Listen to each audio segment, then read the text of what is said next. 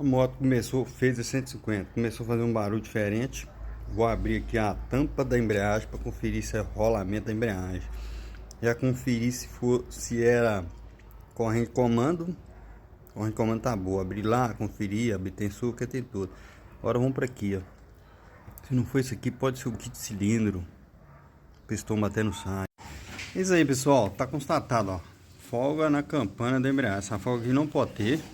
Se você deixar, ela vai aumentar, vai foder o rolamento da embreagem. E para trocar esse rolamento da embreagem, cara, você vai ter que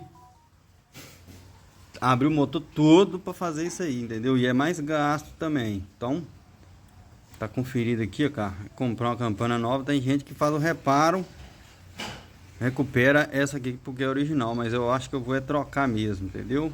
Mais para frente vai ter o vídeo aí. Segue nós aí para essa dica.